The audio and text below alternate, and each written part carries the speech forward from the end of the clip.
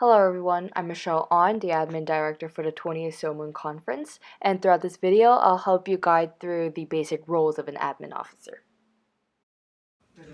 At the beginning of every committee sessions, the chairs will call out the attendance of every delegate. At this time, you can just stay put and just wait until the committee session starts.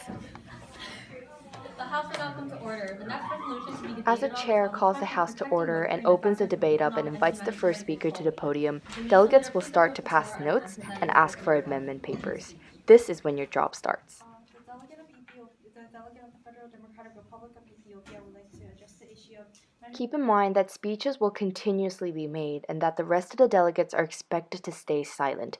Discussion amongst delegates that are not speaking is strictly prohibited. It is your job to actually go to these delegates and tell them that they must either pass notes or just refrain from speaking to one another. After each speech, the chair will open the floor up for points of information.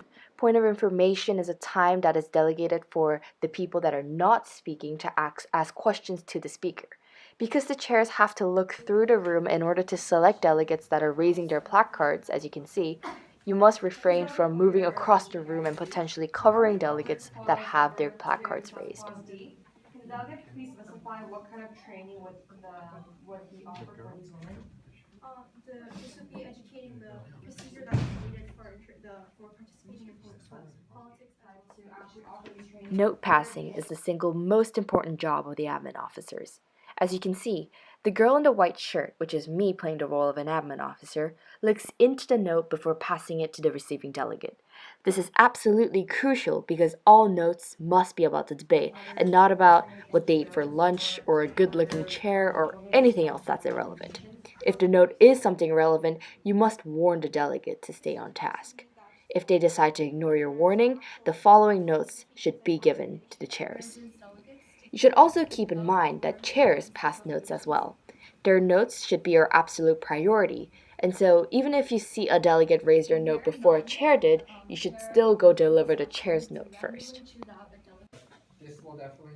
You will also encounter delegates that ask you for an amendment paper through their note passing paper. The amendment papers will be on the chair's table for you to go get for the delegate. After the delegate writes up the paper, they will raise their amendment paper for you to deliver it back to the chairs. At the end of debating each resolution, the committee will fall into voting procedures. This is when you will assume a completely different role than just note passing. Time on this resolution has now elapsed. We will now move into the voting procedures. Delegates may vote for, against, or abstain. Admin staff, please secure the doors and move into voting position. No passing will be temporarily suspended. You do not necessarily have to lock the doors, but the point is that you cannot let anyone go in and out of the committee session, even the delegates themselves. All delegates voting for this resolution, please raise your placards.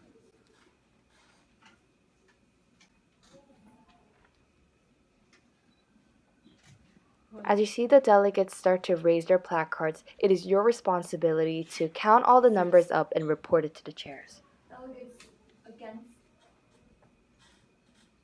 None. Delegates abstaining? You should just keep in mind that when voting for a resolution, there is a vote for, a vote against, and a vote to abstain from voting. In the meanwhile, when voting for an amendment, you will have a vote for and against. With 5 votes for, 0 votes against, and 5 abstentions, this resolution. With this, a debate on a resolution ends. On a lighter note, the admin officers are also responsible for keeping track of the bathroom goers. The delegates don't have to ask permission to go to the bathroom or get a drink of water, but they must give you their lanyard.